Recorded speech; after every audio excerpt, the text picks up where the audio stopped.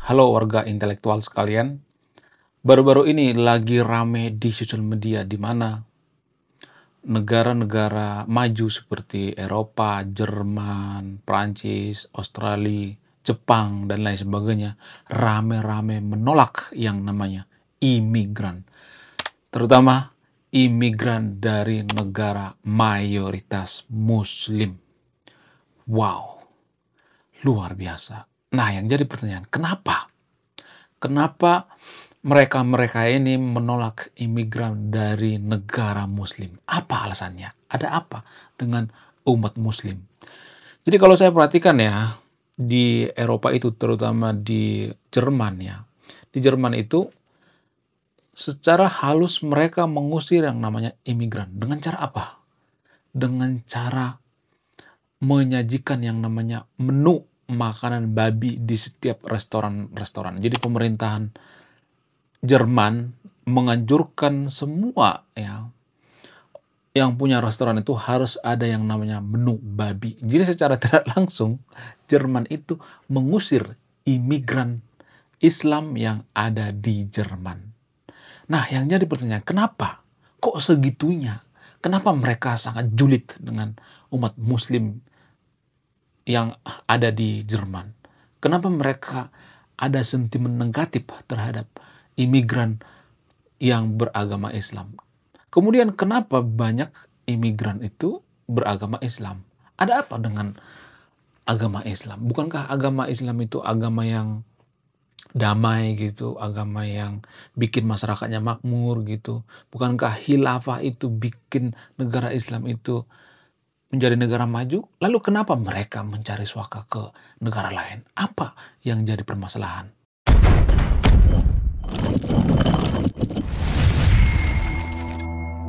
Sebenarnya kalau boleh jujur ya, salah satu alasan yang paling masuk akal kenapa orang-orang Eropa atau negara maju seperti Australia, Jepang, dan lain sebagainya itu mereka sangat menolak yang namanya imigran yang berasal dari agama Islam itu ya, atau mayoritas beragama Islam itu. Alasan yang paling masuk akal itu karena, mohon maaf ya, saya tidak berpihak pada agama tertentu di sini ya. Tapi kalau saya perhatikan umat muslim itu sangat susah yang namanya menyesuaikan diri. Ya, suka tidak suka, mau tidak mau, kalau saya perhatikan umat muslim itu sangat susah yang namanya mau menyesuaikan diri dengan lingkungannya. Apa alasannya? Contoh misalnya ya. Jadi kalau mohon maaf ya umat muslim itu misalnya nih mereka mencari suaka ke negara maju misalnya ke Jepang, kemudian ke Australia atau ke Eropa misalnya. Biasanya mereka menuntut yang namanya syariat Islam, penegakan syariat Islam, itu yang pertama. Tapi kalau kita berpikir secara rasional ya, saya tidak berpihak pada agama tertentu ya, saya ngomong by data ya. Biar apa? Biar ada yang namanya introspeksi diri. Kalau kita berpikir secara rasional, bagaimana mungkin ya kita menumpang di suatu negara, negara lain, lalu kita menuntut yang namanya menegakkan yang namanya syariat Islam. Ketika ditanya, apakah syariat Islam ini masih relevan di zaman sekarang? Apa kelebihan daripada syariat Islam ini dengan sistem modern seperti zaman sekarang ini? Seperti sekuler dan lain sebagainya. Mereka tidak bisa jawab biasanya. Yang penting mereka ngotot bahwa syariat Islam itu harus ditegakkan. Dan ini sebenarnya yang bikin, mohon maaf ya, orang-orang Eropa itu nggak suka dengan imigran Islam ya. Tapi kalau saya ngomong seperti ini nanti saya akan dihujat ya. Saya ngomong apa adanya guys. Ya, saya ngomong fakta ya. Kemudian masalah makanannya. Jadi imigran Muslim itu biasanya kalau dia pergi ke negara maju misalnya mencari suaka ya, mereka bekerja di sana, mereka juga menuntut yang namanya makanan yang namanya halal dan haram gitu. Ya. Tapi kalau ditanya secara rasional, apakah babi itu haram? Mereka akan mengatakan iya. Apa dalilnya? Mana datanya? Mereka akan mengatakan karena babi itu mengandung yang namanya cacing pita. Terus ya orang-orang yang ada di negara maju itu kan mereka berpikirnya itu sangat maju gitu ya. Ngomongnya by data gitu. Lalu mereka biasanya bertanya kepada umat muslim, kalau babi ini dimasak berjam-jam sampai 10 jam misalnya, apakah cacing pitanya masih hidup atau tidak? Lalu biasanya ya umat muslim mengatakan, ya, pokoknya nggak boleh makan babi, haram. Walaupun cacing pitanya sudah mati, pokoknya nggak boleh. Jadi, jawaban seperti ini nggak bisa diterima oleh orang Eropa ya. Tapi disclaimer on ya, saya tidak nyuruh yang nonton video ini untuk makan babi ya. Siapa tahu di antara sahabat yang nonton video ini misalnya beragama Islam, saya nggak nyuruh ya. Tapi orang-orang yang di negara maju itu ya, mereka berpikirnya itu rasional, masuk akal, by data, bukan asal mangap gitu atau pokoknya. Kalau umat muslim itu kan pokoknya babi itu haram. Mereka nggak bisa menjelaskan secara ilmiah apakah babi itu haram atau tidak, nggak bisa dijelaskan secara ilmiah ya. Namun orang-orang Eropa itu mereka butuh jawaban yang masuk akal. Sehingga, mohon maaf ya, sehingga umat muslim yang berasal dari agama Islam itu susah menyesuaikan diri ya, sangat susah. Dan mereka biasanya ngotot akan oh, menjadikan makanan itu halal dan haram itu memisah-misah seperti yang ada di Konoha ya. Kemudian apalagi, apa yang mempengaruhi? Masalah peribadatannya. Jadi seperti yang kita ketahui bersama ya, umat muslim itu kalau misalnya nih bangun masjid, toanya di luar ya. Nah ini kan mohon maaf ya, mengganggu ketenangan daripada orang-orang yang ada di Eropa. Orang Eropa itu kan sangat individualis ya. Kalau lu mau beribadah, ya beribadah aja, tapi jangan mengganggu gitu. Ya. Kalau lu mau guling-guling kayak nggak jadi masalah, asal jangan mengganggu. Nah, yang jadi permasalahan kalau toa ini ditaruh di luar masjid, itu kan mengganggu. Kecuali adzan ya. Tapi kan kalau kita perhatikan di Konoha itu pengajian mereka pakai toa, kemudian kasidah mereka pakai toa ya. Pokoknya dikit-dikit pakai toa gitu. Dan ini mengganggu kenyamanan dan ketentraman orang-orang yang tinggal di negara maju seperti Jepang, Australia, ya orang-orang ada di negara Eropa dan lain sebagainya. Jadi mohon maaf ya bagi teman yang nonton video ini ya, saya tidak sedang memojokkan agama tertentu di video ini. Saya ngomong by data gitu. Pada faktanya seperti itu. Ya. Jadi hanya orang-orang tertentu yang bisa menyesuaikan diri di Eropa ya. Kalau misalnya nih ada orang dari mayoritas agama Islam, misalnya nih dari Pakistan misalnya, dari Indonesia misalnya, dari Turki dan lain sebagainya, orang yang bisa menyesuaikan diri tinggal di negara maju itu adalah orang-orang yang pemikirannya sudah terbuka gitu. Ya, mereka sudah bisa menerima yang namanya sekularisme.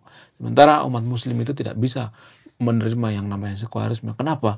Karena agama Islam itu kan menyeluruh, mengatur semuanya, makanan, minuman, semua diatur ya. Sekolah, pendidikan, pemerintahan, ekonomi, semua diatur oleh agama Islam. Dan orang-orang Eropa nggak mau seperti ini. Orang-orang yang tinggal di negara maju nggak mau menerima prinsip-prinsip seperti ini. Ya, kemudian alasan selanjutnya misalnya, kenapa eh, orang-orang Eropa itu sentimen dengan umat Muslim yang berasal dari negara mayoritas Islam seperti Indonesia, Pakistan, dan lain sebagainya. Alasan yang paling mempengaruhi itu ya, yang selanjutnya misalnya karena isu-isu tentang radikalisme. Sengaja saya cadel ya, karena ini sangat sensitif ya. Bisa-bisanya nanti dipenet sama YouTube. Isu radikalisme. Dan ini yang ditakuti oleh orang-orang Eropa. Nanti kalau kita beribadah di gereja, nanti kita digeruduk ya dan lain sebagainya, dipersekusi dan lain sebagainya. Itu yang mereka takutkan ya. Terutama orang-orang yang tinggal di negara maju. Ya. Kemudian alasan selanjutnya misalnya karena orang-orang yang tinggal di negara maju itu mereka adalah masyarakat yang sangat suka yang namanya membaca, masyarakat pembaca. Ya, kemudian kalau kita telisik lagi lebih dalam lagi misalnya, apa hubungannya membaca dengan sentimen atau larangan untuk masuknya imigran yang berasal dari agama Islam gitu. Apa hubungannya? Jadi orang Eropa itu mempelajari yang namanya sejarah. Sejarah kegelapan Eropa atau sejarah perang salib. Jadi orang Eropa itu ya orang-orang yang tinggal di negara maju itu mereka sudah hatam ya sejarah zamannya Kristen zaman kegelapan gitu ketika mereka menggabungkan antara agama dengan pemerintahan, antara agama dengan ekonomi, ya mirip-mirip seperti yang ada di Indonesia. Antara pemerintahan dengan agama itu digabung-gabung ya.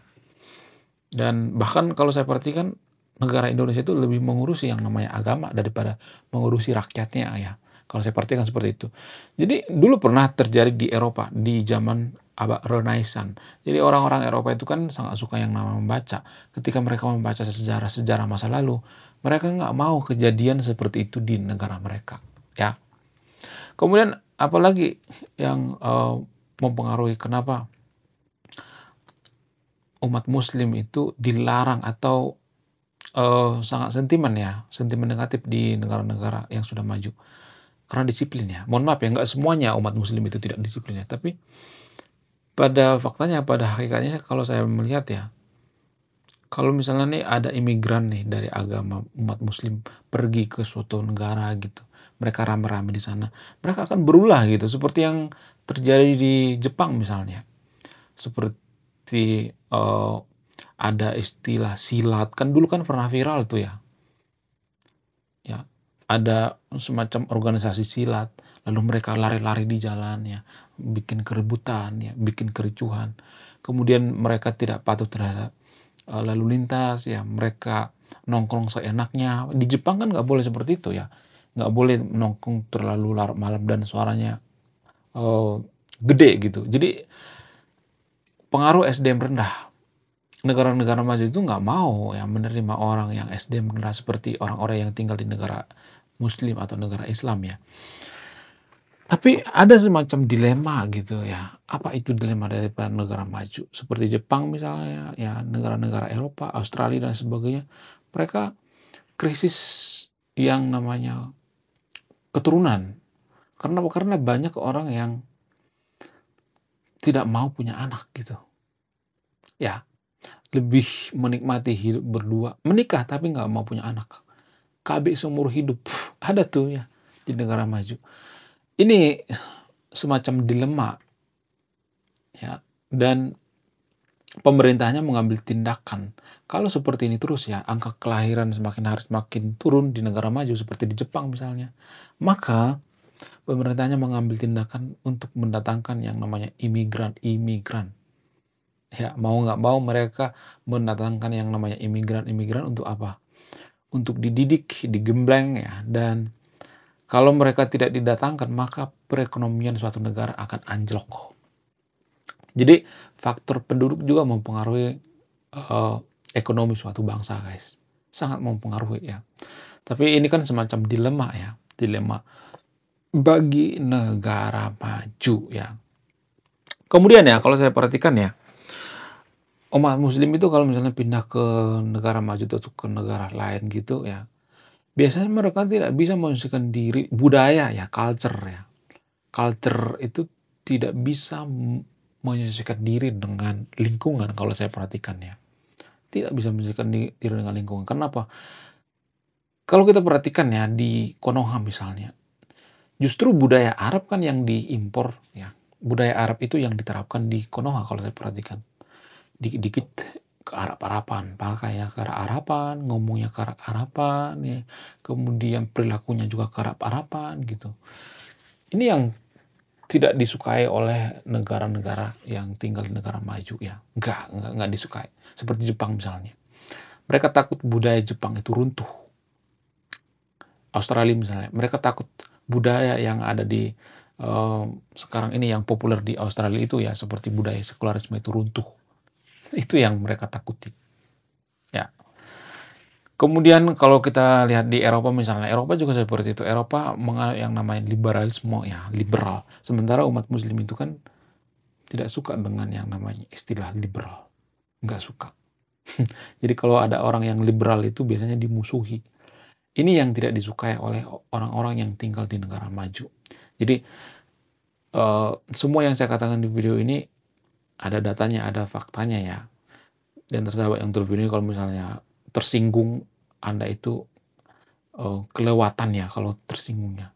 Anda itu parah ya kalau tersinggung.